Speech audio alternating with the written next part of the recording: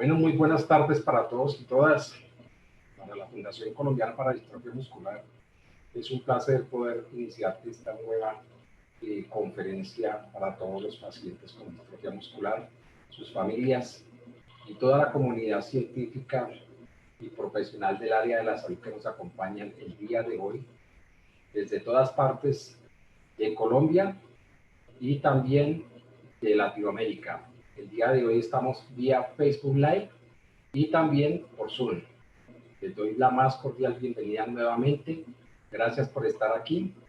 Esta vez tenemos una importante conferencia que nos permitirá conocer más sobre la distrofia muscular, cómo hacerle frente y que mientras más conocimiento tengamos y más nos empoderemos, tendremos más posibilidades de mejorar nuestra respuesta hacia la enfermedad.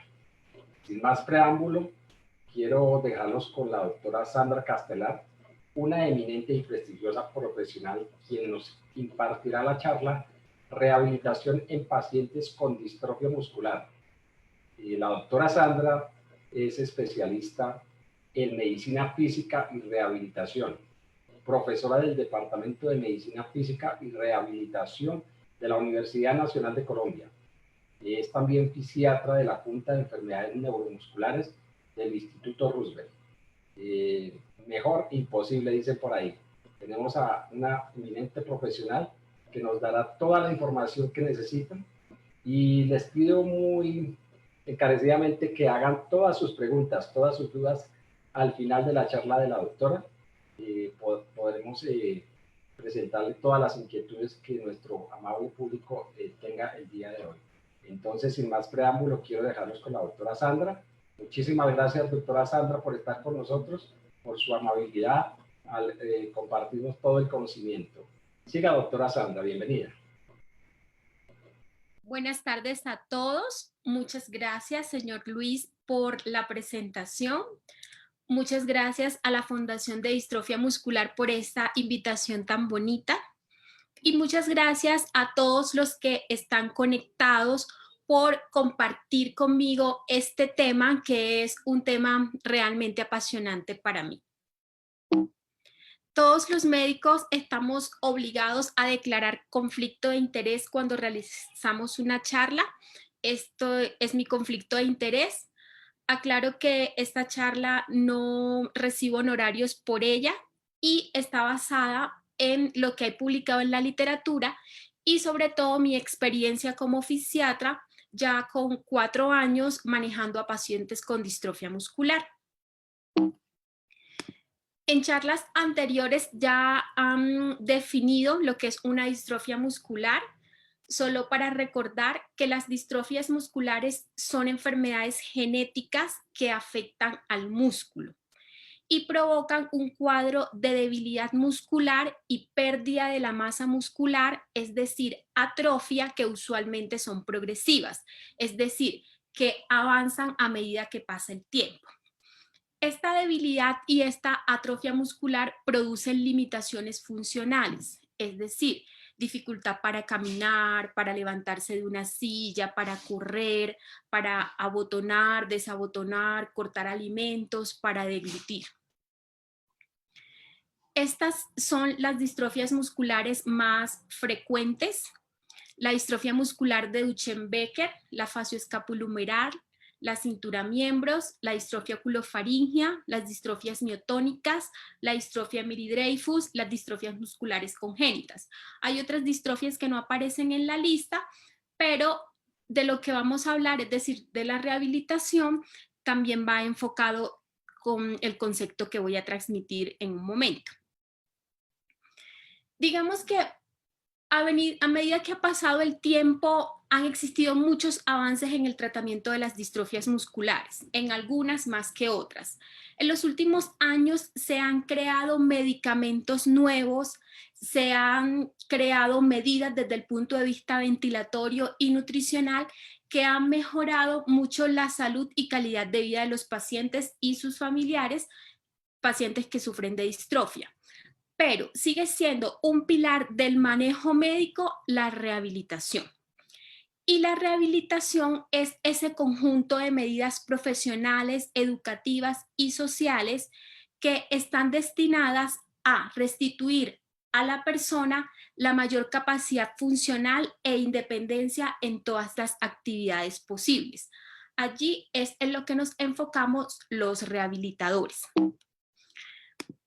Particularmente para las pacientes con distrofia muscular hay muchas cosas que hacer desde rehabilitación. Lo primero por hacer y que es el pilar del manejo es la educación al paciente y a la familia.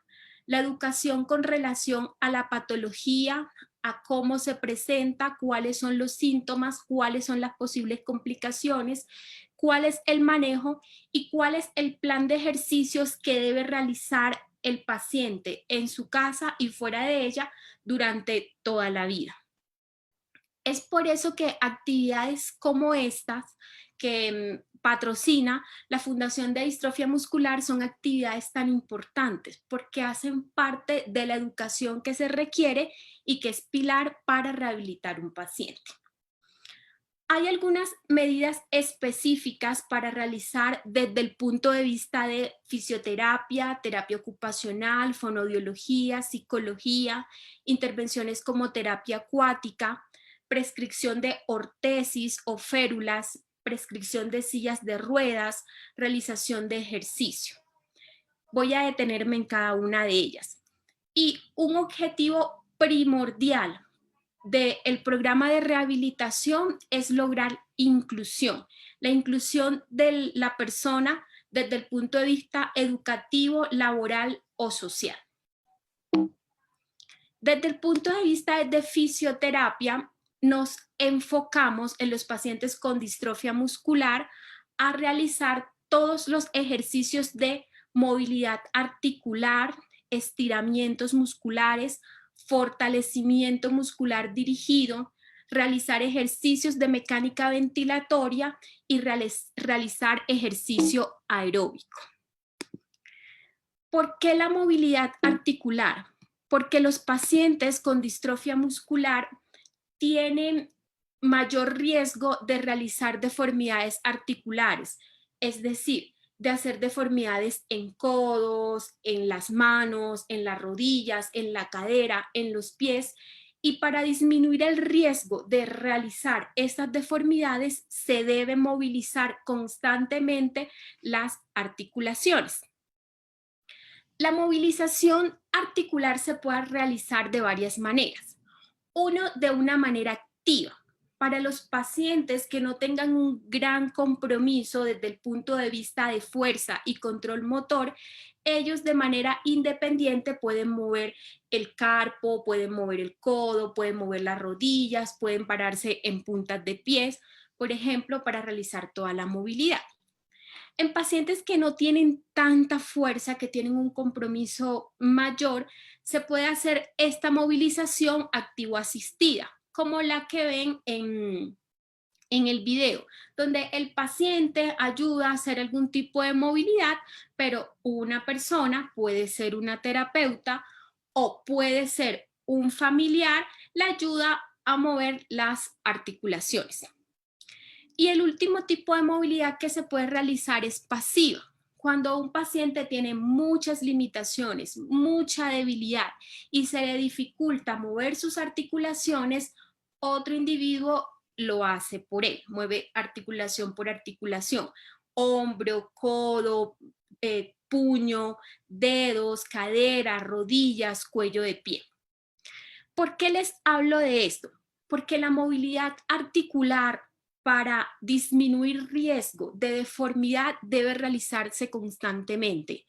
Ojalá 5 o 7 veces a la semana. Los pacientes no van a fisioterapia 7 veces a la semana. Por eso es importante la educación al familiar y al paciente para que los días en que no cuente con un terapeuta al lado pueda realizar esta movilización en casa. Otra intervención que se realiza desde el área de terapia física es realizar estiramientos. Las deformidades articulares se producen por muchas causas y para disminuir el riesgo se debe hacer la movilidad articular que refería anteriormente y estirar los músculos. Particularmente los músculos flexores de codo, flexores de caderas, los flexores de rodillas, los flexores de cuello de pie, son los músculos que más retracciones hacen y por eso son los que más se deben estirar. Ojalá unas 5 veces a la semana mínimo. Es por eso que ustedes, los pacientes y sus cuidadores, deben entrenarse en realizar la movilidad y realizar los estiramientos.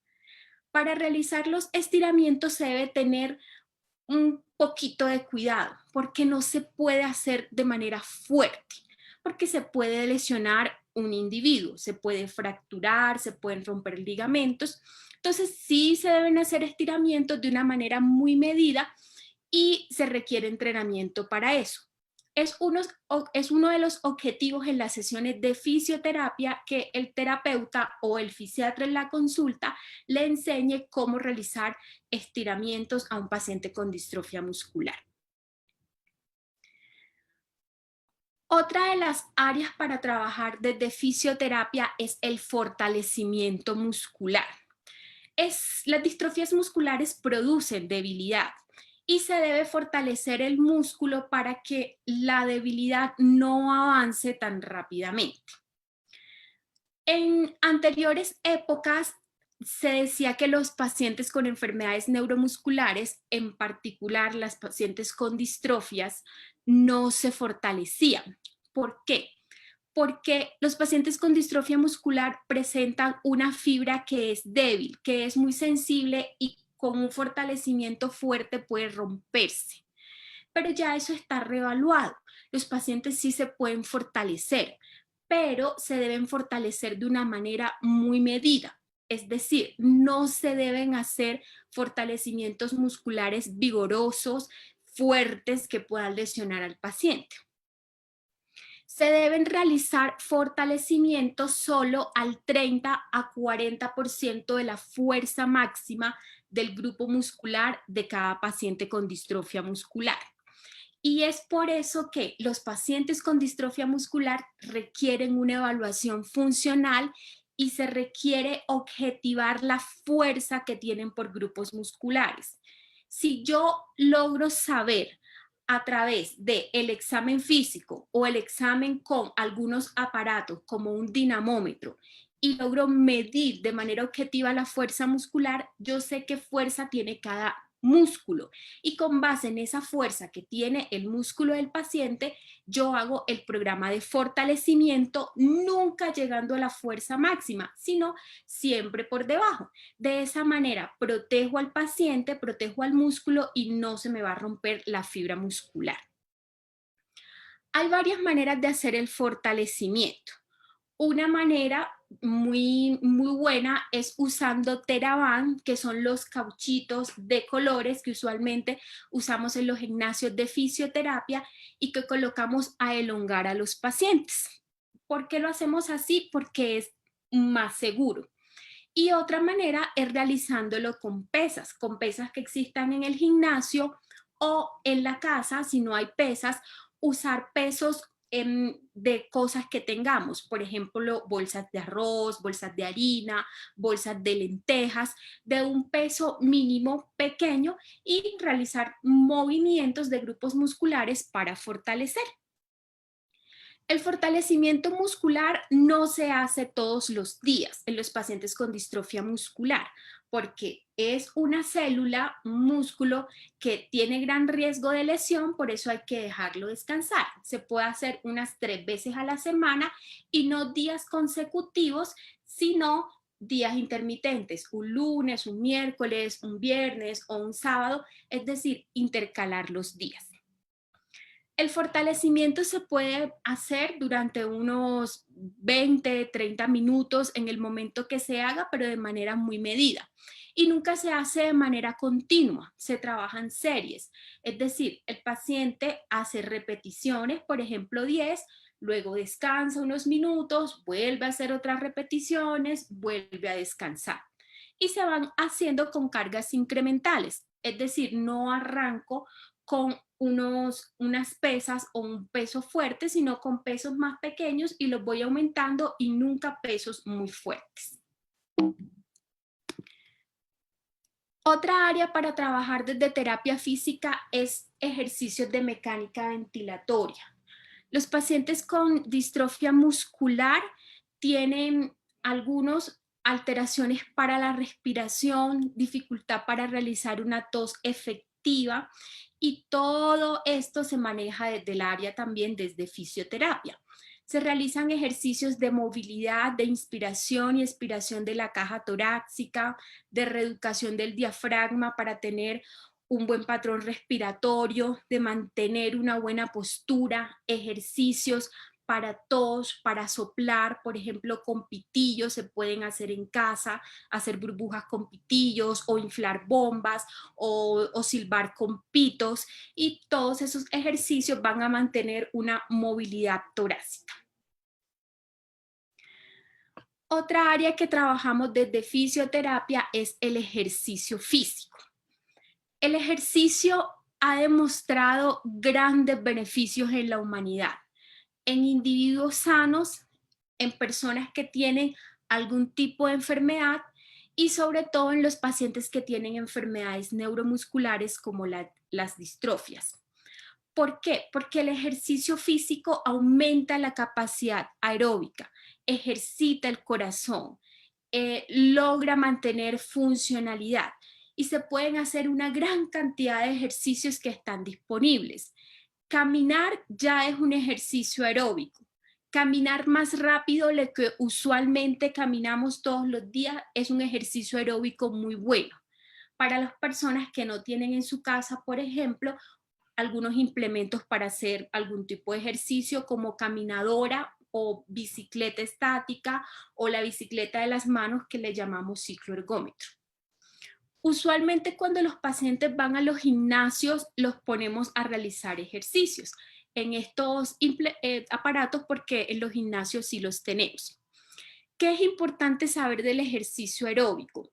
Que nunca se hace un ejercicio vigoroso, fuerte, que lleve al paciente a estar totalmente cansado. No, se hace un ejercicio bien prescrito, manejando la frecuencia cardíaca siempre en unos rangos, digamos que estables, que no excedan lo que el paciente pueda dar. Sobre todo porque los pacientes con distrofia muscular pueden tener cardiopatía, es decir, lesión del corazón. Y si ponemos a un paciente con una distrofia a hacer un ejercicio fuerte y vigoroso, puede que su corazón no resista y tengamos algunos problemas cardíacos. Entonces, se debe hacer ejercicio, pero también un ejercicio muy medido, bien prescrito. Entonces, todo eso se puede manejar desde el punto de vista de fisioterapia. Movilidad articular, estiramientos, fortalecimiento muscular, ejercicios de caja respiratoria y ejercicio físico. ¿Qué manejamos desde rehabilitación desde el punto de vista ocupacional? Uno, la estimulación de dispositivos básicos de aprendizajes. Algunas distrofias musculares se acompañan con un coeficiente intelectual bajo, hace parte de la patología, y se busca con terapia ocupacional estimular todo lo que es de atención, memoria, concentración, seguimiento de instrucciones, para que el individuo pueda tener un buen desempeño en el ámbito académico o incluso laboral. Desde terapia ocupacional también se trabaja en la adaptación de dispositivos para actividades que hacemos diariamente y realizamos entrenamientos en sillas de ruedas motorizadas. Quiero aclarar algo. A veces los papás, yo les pregunto, ¿el niño está en el colegio? Y me dicen, no, está en terapias. No es igual y no son equivalentes. Veo que desde terapia ocupacional a muchos pacientes de manera correcta se le trabajan todos los dispositivos de aprendizaje, pero eso no reemplaza el colegio. Entonces, desde terapia ocupacional a los pacientes se les va a trabajar, como refería anteriormente, todo lo memoria, atención, concentración, comprensión lectora, raciocinio, para ayudar en el proceso en otras áreas pero no van a reemplazar al colegio, el paciente debe estar escolarizado. Que también trabajamos desde terapia ocupacional, adaptación de dispositivos como ven en la fotografía. Como los pacientes tienen un cuadro de debilidad, a veces no pueden hacer buenas pinzas, a veces no pueden realizar agarres, desde terapia ocupacional lo que tratamos es adaptar los utensilios para que puedan, por ejemplo, peinarse de una manera más ergonómica, agarrar una cuchara, poderse abotonar, poderse amarrar los zapatos, y eso es bastante bueno y da independencia en actividades de la vida diaria y de autocuidado. Desde terapia ocupacional también se realiza el entrenamiento en silla de ruedas motorizadas. Cuando hay pacientes con distrofia muscular que son pequeños, niños de 3, 4, 5, 6 años, se les dificulta mucho entender cómo es el funcionamiento de una silla de ruedas con motor, pero lo requieren para poder realizar de manera independiente la movilidad, sobre todo en el colegio, y lo que buscamos desde terapia ocupacional es enseñarle a usar ese dispositivo.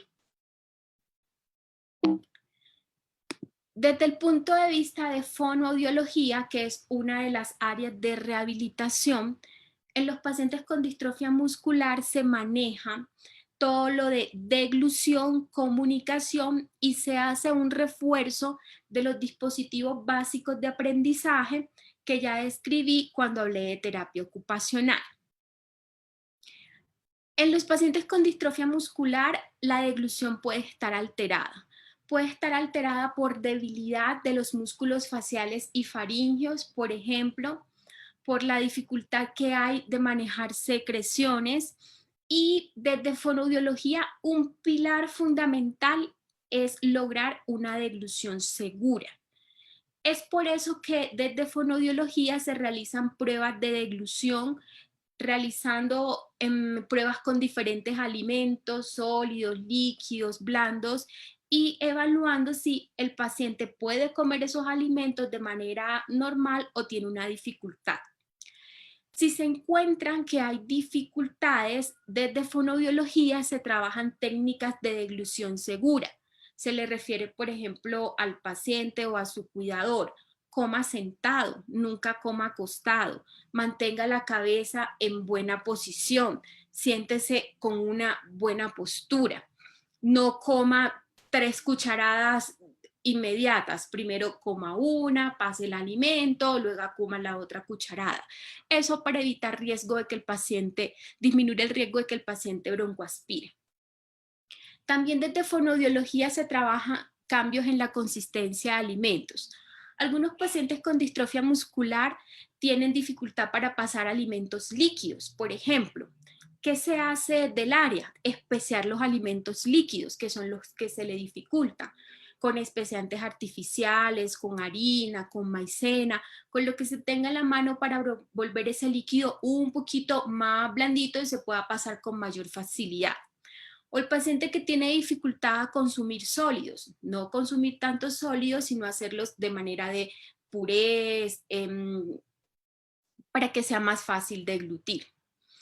Y desde fonoaudiología también se realiza todo lo que es terapia miofuncional, es decir, todos los ejercicios para estimular correcta masticación, para aumentar el tono y para aumentar la fuerza de los músculos faciales, por ejemplo.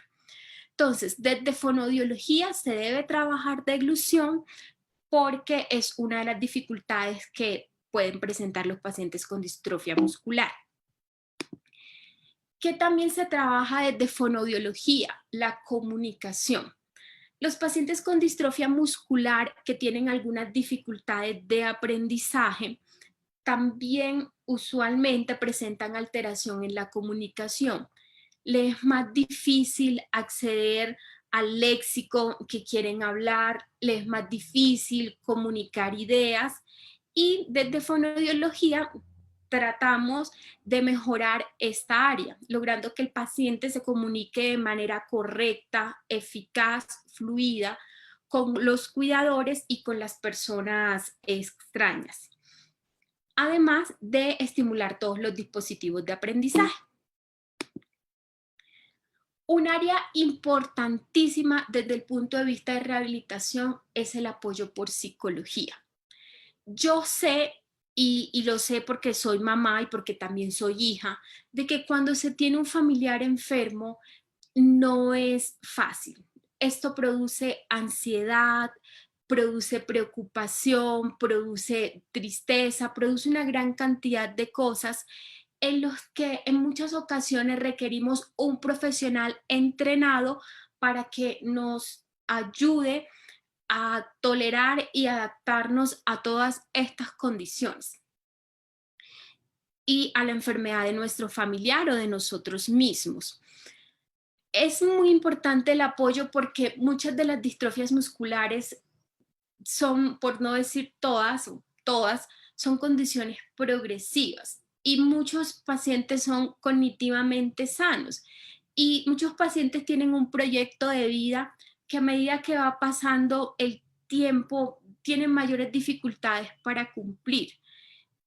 Se necesita a veces un apoyo para hablar todo esto, para que nos escuchen y para que podamos sacar toda la parte emocional que involucra la enfermedad. También cuando se tiene una enfermedad o se tiene un paciente con una enfermedad, se pueden afectar las relaciones familiares. Yo lo sé porque lo he visto, que hay papás que tienen que dejar de trabajar, por ejemplo, por dedicarse al cuidado del niño. Y eso puede repercutir un poquito en la familia, en la parte económica, en las relaciones, y todo eso hay que hablar. Somos seres humanos, tenemos sentimientos y en muchas ocasiones requerimos pues el apoyo de un psicólogo o una psicóloga que nos escuche y que permita que saquemos todas estas emociones que vivimos por la patología. Otra de las áreas de intervención desde rehabilitación es la terapia acuática. Realizar ejercicio en piscina definitivamente es bueno para muchas enfermedades, incluyendo enfermedades neuromusculares. Cuando estamos en el agua, se elimina un poquito la gravedad y da la impresión de que nuestro cuerpo pesa menos. Y podemos realizar ejercicios de movilidad articular, podemos realizar los estiramientos, podemos realizar el fortalecimiento, podemos realizar ejercicios de equilibrio, de capacidad aeróbica, de una manera más fácil, de una manera más segura y de menor riesgo de lesión. Es por eso que muchos pacientes se le prescribe que hagan algún tipo de terapia acuática porque les va a ser más sencillo hacer los ejercicios. Algunos pacientes, digamos que por el lugar donde viven, no tienen en sí una piscina medicalizada donde puedan hacer una sesión de hidroterapia, pero sí hay piscinas recreativas que pueden utilizar con mucho cuidado para movilizar las articulaciones. Hay que tener precaución en los pacientes que tienen alguna complicación ventilatoria importante, porque a veces estar sumergidos en el agua los predispone a mayores infecciones respiratorias. Entonces, el ejercicio acuático es un buen ejercicio para pacientes con distrofia muscular, no es para todos porque algunos pueden hacer otitis a repetición o pueden tener complicaciones respiratorias, o algunos tienen una inmovilidad marcada, unas limitaciones funcionales y les puede ser peligroso, por ejemplo, bajarse a una piscina porque se pueden fracturar, porque pesan mucho, porque no pueden defenderse dentro del agua, pero algunos no tienen estas dificultades y pueden realizar el ejercicio dentro del agua y es un buen ejercicio.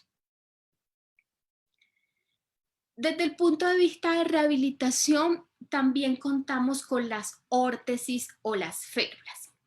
Las órtesis y las o férulas son dispositivos médicos que tienen una indicación precisa en algunos pacientes que tienen distrofia muscular. Las órtesis más utilizadas son las órtesis que van en la muñeca, la que llamamos órtesis muñeca-mano. Esas órtesis lo que buscan es disminuir el riesgo de hacer las deformidades articulares en la muñeca y en los dedos, además de realizar el estiramiento y la movilidad articular. Se pueden usar ese tipo de férulas. También se pueden utilizar las órtesis de la segunda fotografía, que son órtesis de las rodillas o inmovilizadores de las rodillas. ¿Qué buscamos con ellos? Disminuir el riesgo de que se deformen las rodillas en flexión. Y también se pueden utilizar órtesis más distales para los pies, que son los que llamamos órtesis tobillo-pie. Y lo que buscan esas órtesis es disminuir el riesgo de que se deforme el tobillo. ¿Qué les puedo decir de estas órtesis? Que se pueden utilizar, claro que sí, sobre todo en la noche, en el que el paciente está dormido, para buen posicionamiento de las articulaciones. Se pueden utilizar en etapa ambulatoria y no ambulatoria, es decir, en pacientes que caminan y que no caminan. ¿Qué les puedo referir yo? Que la usen en la noche si un fisiatra se las ha prescrito, pero que tengan precaución para usar de día. ¿Por qué? Porque si las usan de día, por ejemplo, en la mano van a perder ciertas actividades manuales como el agarre, las pinzas, poder comer, este tipo de cosas. Entonces en el día los van a limitar. Y para los pacientes que caminan, utilizar férulas a veces puede ser contraproducente, porque los pacientes con distrofia muscular que caminan hacen unas compensaciones en el cuello de pie para lograr caminar.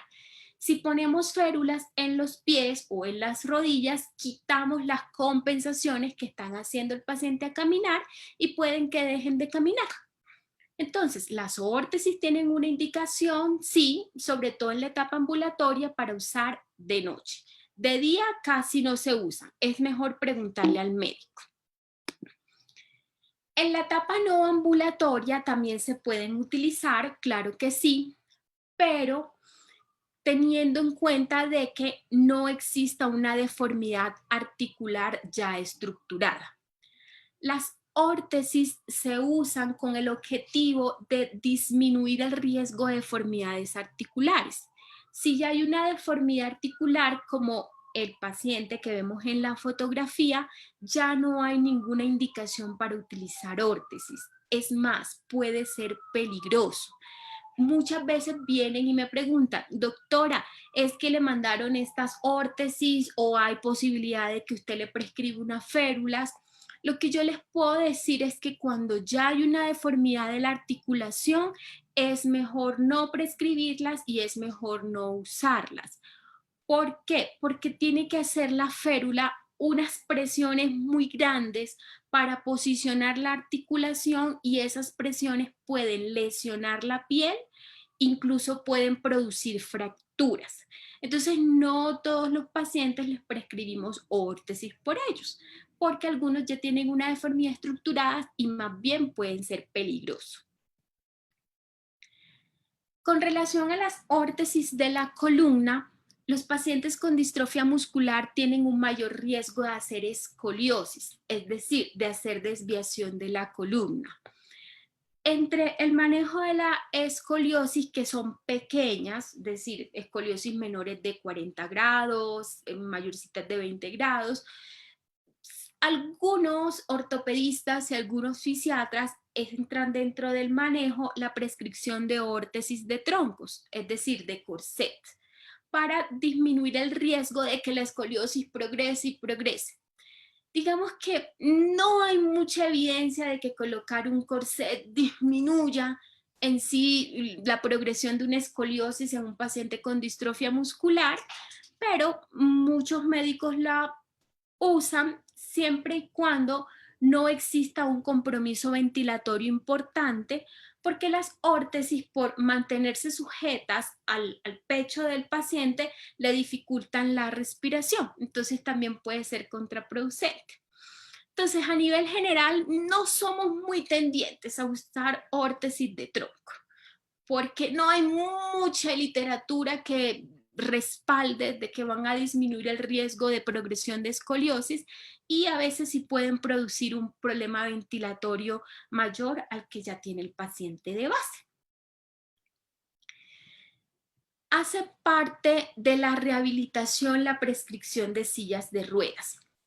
Las sillas de ruedas son dispositivos médicos que proporcionan apoyo para estar sentado y proporcionan movilidad sobre ruedas a un individuo que tiene dificultades para caminar o que no camina. La prescripción de una silla de ruedas, yo sé que es como de las prescripciones que más impacto emocional generan para el paciente y para su familia. Yo llevo ya 4 años viendo pacientes con distrofia muscular que caminan y a los que les digo, miren, necesitamos prescribir una silla porque tienes muchas dificultades para la marcha, porque necesitas ser independiente en la movilidad en el colegio o en la universidad, porque tienes que estar bien posicionado para proteger la columna, para proteger la cadera. Y puedo ver el impacto que eso produce para el paciente, que produce para la familia una prescripción como esta. Muchos pacientes y muchos familiares se rehúsan al uso, diciendo, no, él puede caminar, no queremos una silla, y digamos que eso está bien.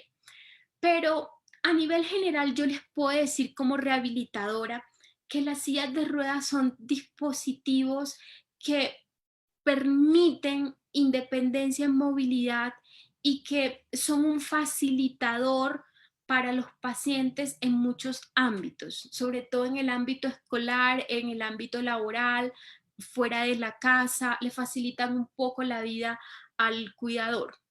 Entonces, hacen parte del manejo rehabilitador, por eso las prescribimos y deben tenerse en cuenta cuando se incorporan, por qué se realizan y en realidad son buenos dispositivos. Desde el punto de vista de inclusión, miren que la inclusión educativa, laboral y social es siempre lo que le apuntamos desde rehabilitación. Es por eso que los médicos insistimos tanto en que el paciente esté escolarizado, en verificar qué estudió, si existe la posibilidad de incorporarse laboralmente, que el paciente no se aísle en su casa, que pueda ir a una reunión familiar, que pueda vincularse a los grupos que desee, porque definitivamente la inclusión hace parte de la vida de las personas y tiene muchos efectos benéficos a nivel emocional. ¿Qué les puedo decir a los pacientes con distrofia muscular? Que hay leyes que protegen a pacientes que tienen discapacidad para permitirles que esta inclusión sea posible. Por ejemplo, desde el punto de vista educativo, existe el decreto 1421 del 2017 del Ministerio de Educación, donde se establece toda la atención educativa a la población con discapacidad y dice que al niño con discapacidad no se le puede negar el acceso a un colegio. Por el contrario, los colegios deben estar adaptados para lograr que un individuo, un niño con discapacidad, pueda entrar al plantel con las herramientas que requiere, ya que tienen unas limitaciones especiales y que el colegio debe adaptarse a ellas. Desde el punto de vista laboral, también hay leyes que protegen a los pacientes con distrofia muscular. La ley 1996 del 2019 del Ministerio de Justicia refiere que se debe incluir laboralmente a personas en condición de discapacidad. Es su derecho al trabajo. Y si ese individuo requiere recomendaciones médicas, por ejemplo, mi recomendación, no puede subir y bajar escaleras, no puede hacer trabajos de cuclillas, no puede caminar por tanto tiempo en terrenos irregulares, esas recomendaciones deben respetarse por la empresa donde trabaja el individuo. Y desde el punto de vista social, también hay normas que protegen a las personas con discapacidad y que les permiten la inclusión en el ámbito social. Por ejemplo, la ley estatutaria del 2013 reconoce las necesidades diferenciales que tienen personas en condiciones de discapacidad y refieren, por ejemplo, las normas que si existe un centro comercial, ese centro comercial tiene que tener un baño diferenciado para personas con discapacidad.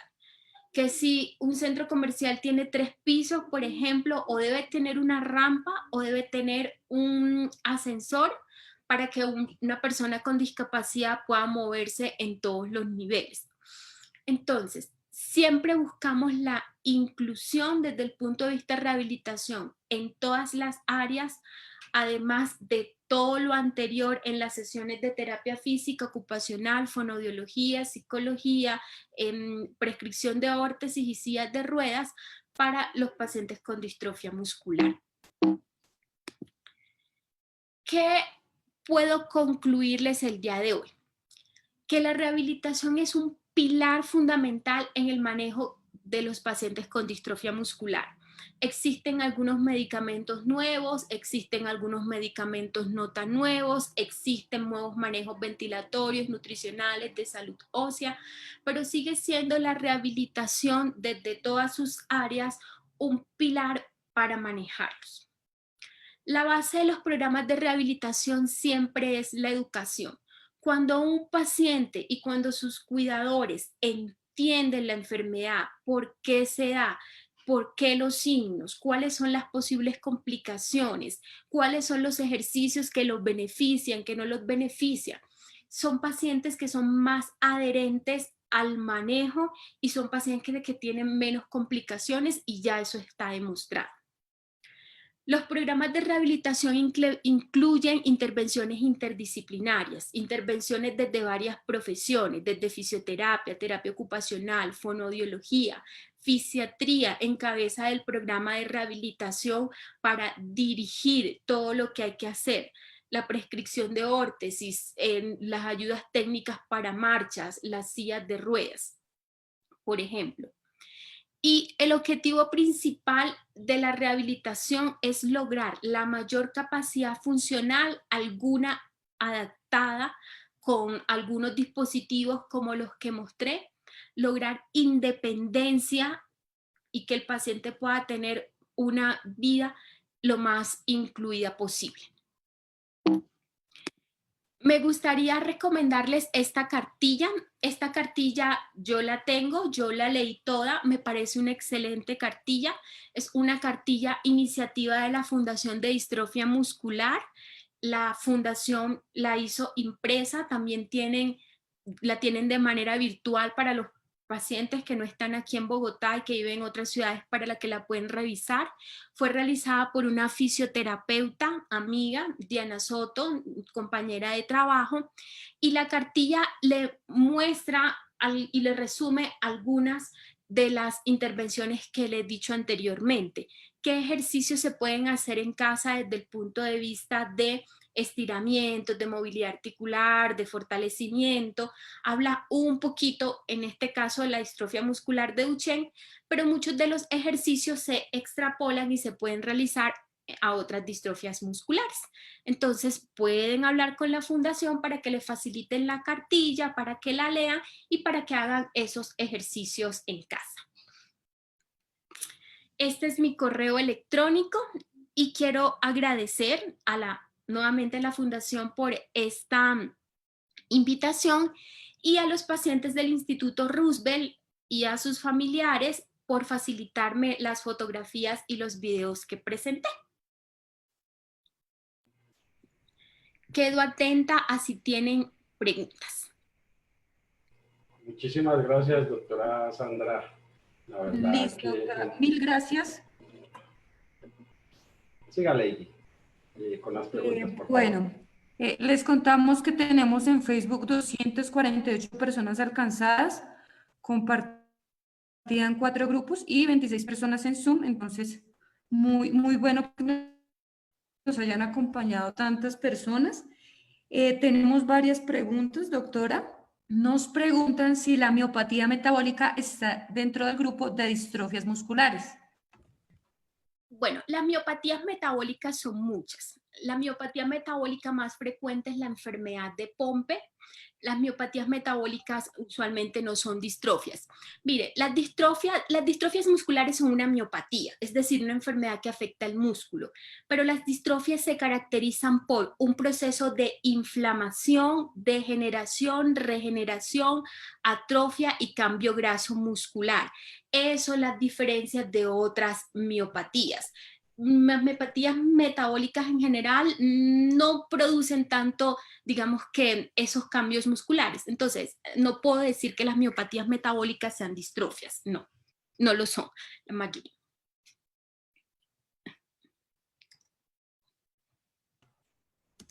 Listo, doctora. Otra pregunta que nos hacen es, ¿una jornada de piscina con buena movilidad que incluya todo el cuerpo reemplaza una jornada de terapia física casera? No. El concepto es el siguiente. Hay unos ejercicios que yo puedo hacer dentro del agua, eso es cierto, pero hay otros ejercicios que solo puedo hacer en seco.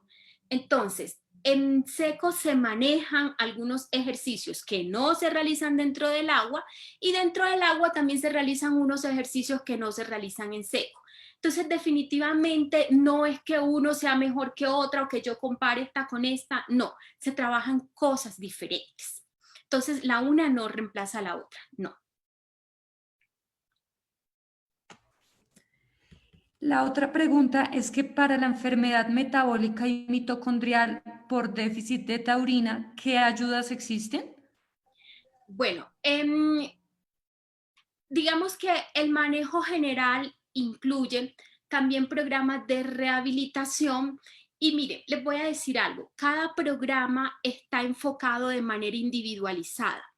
Hay pacientes que tienen distrofia muscular de Duchenne, por ejemplo, y caminan, corren, saltan porque tienen determinada edad. Hay pacientes que ya no caminan, hay pacientes que levantan los brazos, hay otros pacientes que no levantan los brazos, hay pacientes con miopatías mitocondriales que tienen estos síntomas, hay otros que tienen esto. Es decir, cada paciente es uno solo.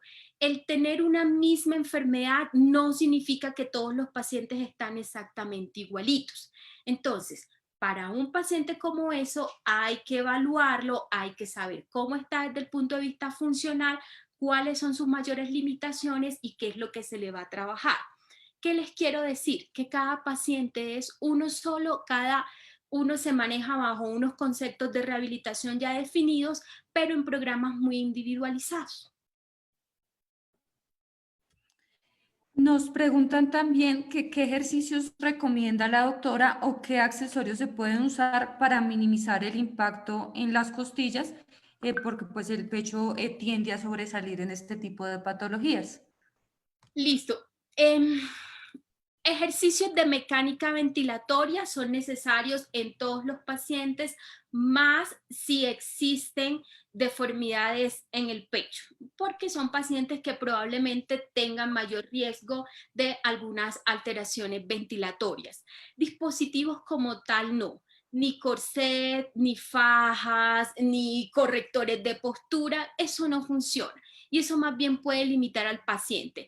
¿Qué recomiendo yo? Ejercicios de caja respiratoria. Soplar, por ejemplo, lo que dije de las bombas, lo que dije de inspiración y expiración correcta, una buena postura, un buen posicionamiento y realizar estudios ventilatorios de acuerdo a lo que refieran los neumólogos, los neurólogos, los fisiatras, los pediatras, los internistas, el médico que maneja al paciente. Dispositivo como tal no hay, ejercicio y son ejercicios ventilatorios como los que mostré y los que referí. Y nos preguntan también para si hay una escoliosis leve, ¿qué tipo de ejercicios recomienda la doctora? Ejercicios de fortalecimiento del tronco. Las terapeutas físicas son muy buenas para hacer ejercicios de fortalecimiento del tronco. Se pueden hacer con balones grandes, por ejemplo, en un balón grande se coloca al paciente de espalda, se coloca también y debe realizar, digamos que movimiento del balón. Se coloca también el paciente sentado y se le evalúa estabilidad. Se pueden utilizar algunos equipos de pesas livianas para poder fortalecer musculatura del tronco. Digamos que ahí es lo que nos enfocamos en pacientes con escoliosis mínimas. Buen posicionamiento, buena postura y ejercicios para fortalecer tronco. Nos preguntan también que en la terapia física casera se habla que se hará de 5 a 7 veces a la semana, pero cada una de esas veces, ¿cuánto tiempo debería durar? Ok, depende de lo que hagas. Es decir, todos los días lo que se debe realizar es movilidad articular y en realidad lo deberíamos hacer todos. Además de movilidad articular, estiramientos unas 5 veces a la semana, ejercicios de fortalecimiento 3 veces a la semana, ejercicios físicos, aeróbicos 3 veces a la semana. Es decir, lo que idealmente se debe hacer todos los días es movilidad articular y estiramiento. Los otros ejercicios de fortalecer, de ejercicio aeróbico 3 veces a la semana está bien realizado. Y el tiempo depende. Los ejercicios de estiramiento se pueden realizar por ahí unos 10, 15 minutos. Los ejercicios de capacidad aeróbica también por ahí unos 10, 15 minutos. Digamos que realizar una sesión de 45 minutos que involucre todos los ejercicios anteriores es correcto. ¿Listo? Recordar no hacer fortalecimiento todos los días, eso no se debe hacer. Y el ejercicio aeróbico también cansa y también tenemos muchas limitaciones para hacerlo todos los días. Con hacerlo 3 veces a la semana está bien. Recordar que antes de hacer cualquier ejercicio hay que hacer calentamiento y al final hay que hacer enfriamiento. Eso es para disminuir el riesgo de lesiones. Me preguntan también que si pueden los pacientes usar espirómetros de incentivo y si eso tiene algún beneficio. Sí, muy bien. Sí, señora, el incentivo respiratorio para pacientes que tienen algún problema ventilatorio es un buen ejercicio para realizar. Lo recomiendan mucho los neumólogos, lo recomendamos también mucho los fisiatras. Para eso se da el incentivo y sí, es un buen ejercicio para realizar. Listo, doctora. Con la parte respiratoria preguntan también si el CPAP tiene algún beneficio para los pacientes, porque pues digamos que existe el mito de que los pulmones se vuelven perezosos cuando se empieza a usar el CPAP. No, eso no es correcto. Bueno, en realidad en los pacientes con enfermedades neuromusculares no usamos CPAP, usamos BiPAP. También es un tipo de ventilación mecánica no invasiva, pero que maneja presiones diferentes. La indicación actual a nivel mundial es paciente con enfermedades neuromusculares, la tendencia es a usar BiPAP. Eso de que los pulmones se vuelven flojos no es verdad. El BiPAP es un dispositivo que ha demostrado aumentar la sobrevida en pacientes con muchas enfermedades, incluyendo unas distrofias. Entonces, si hay indicación de BiPAP, se debe usar. Y eso garantiza, bueno, eso permite que haya más tiempo de sobrevida, que existan menos complicaciones ventilatorias, que el paciente pueda oxigenar bien el cerebro mientras duerme. Entonces, si un paciente requiere BiPAP, mi recomendación, y creo que la recomendación de todos los médicos del mundo es úselo. No vuelve flojos a ningunos pulmones, no. Por el contrario, ofrece muchos beneficios. Listo, doctora, gracias por la aclaración. Preguntan también que si los esfuerzos respiratorios en la piscina son adecuados y se pueden considerar benéficos también. Ningún esfuerzo respiratorio es adecuado, ni en piscina ni fuera de la piscina. Bueno, la piscina, entre los beneficios de la piscina están unos ejercicios aeróbicos que se pueden realizar y que eso repercute en buena capacidad ventilatoria. Pero hacer un esfuerzo respiratorio ni dentro de la piscina ni fuera de la piscina definitivamente es bueno. Hay un problema, hay que saber cuál es y hay que manejarlo.